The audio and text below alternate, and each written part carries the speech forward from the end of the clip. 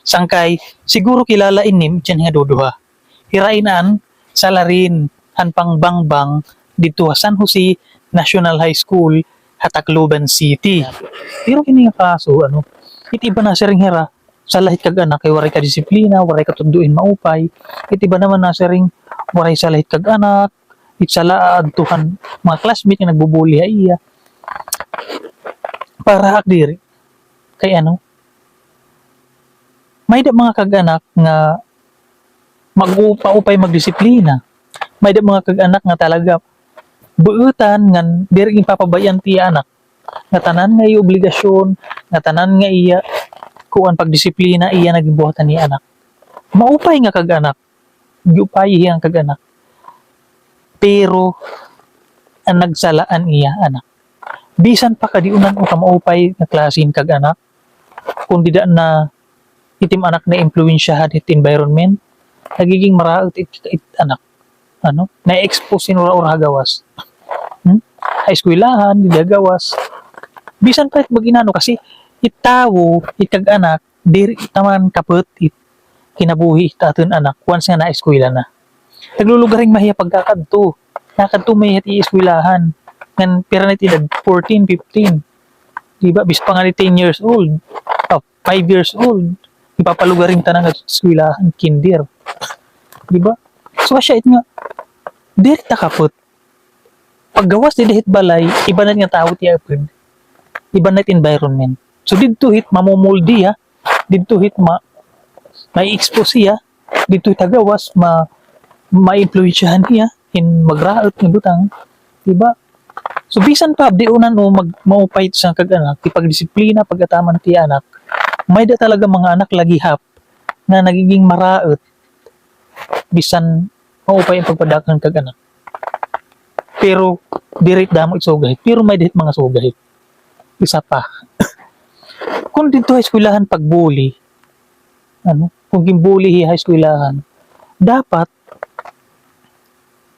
dito lang siton nga time. Dito lang siton nga time hinabo. Or kung hinulan niya gimbubuli, asyalan niya. Kung sino man nagbubuli iya, asyalan niya, iupanan. Pero diri asya na hinabo, pinagplanuhan.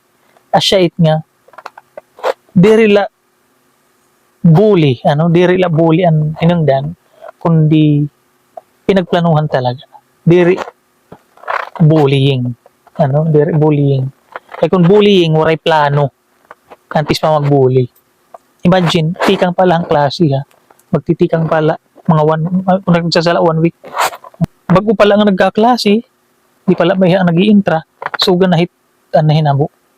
I believe this is not just bullying. Iunong ithin, kuan talaga, pagbangbang. Pinagplanuhan talaga. So, kadit mga kag-anak, mas dako ito posibilidad na maging maupay tim anak kung maupay ka nga kag-anak. Nasit hiya. Buti ilit nga porsyento iton bisan ka maupay ka kag-anak, maraot lagi tim anak. Buti ilit porsyento. Mas dako, mas lamang it kaupayan kitim anak kung ikaw mismo kag-anak magiging maupay ka damaiya.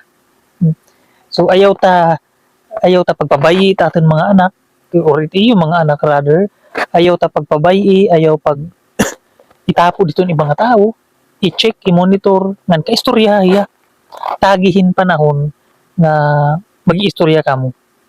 Kay dara itong kabisihan na eskwelahan, kabisihan na mahiti mo trabaho, nawawaraan na nim time pag-istorya hitim anak.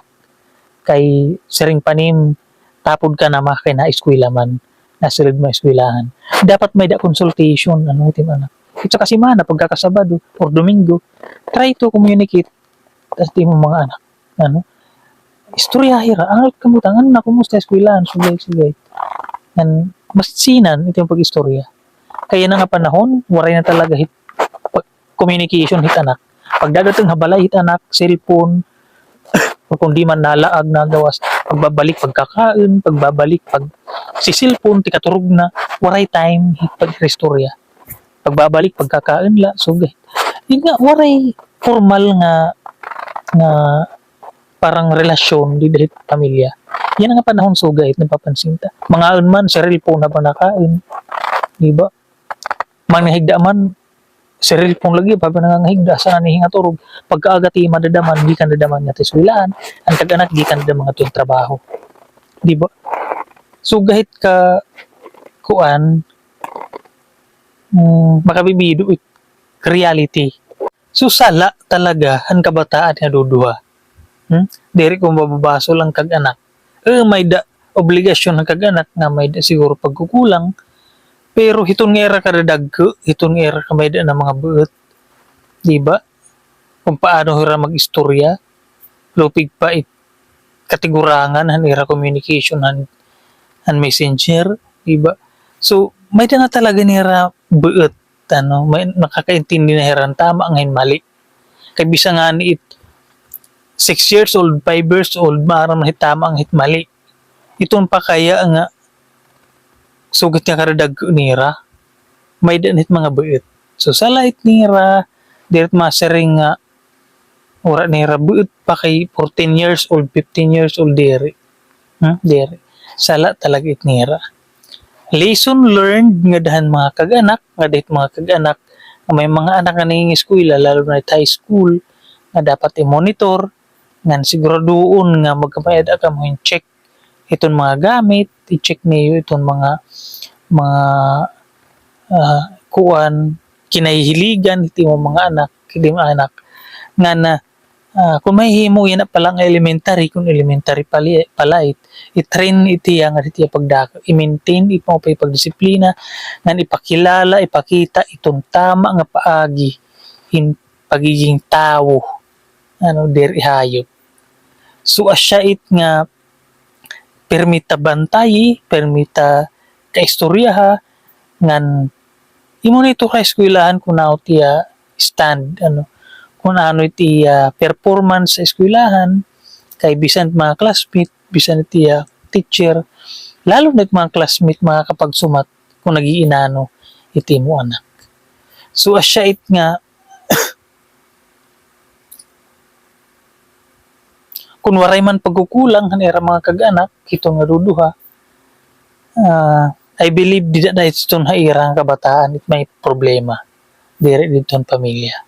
Pero kung may pagkukulang dito ang pamilya, asya na talagang sinisiring nga nag-reflect nga dan mga anak. Nga dahaira nga duduha. Andiri maupay.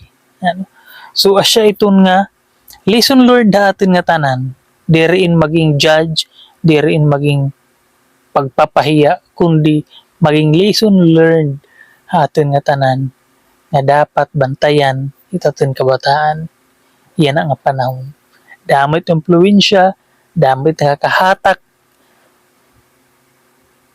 kang magraot nga butang nga pwede ikapahamak hit pamilya nga pwede ikapahamak hit imo sarili nga anak.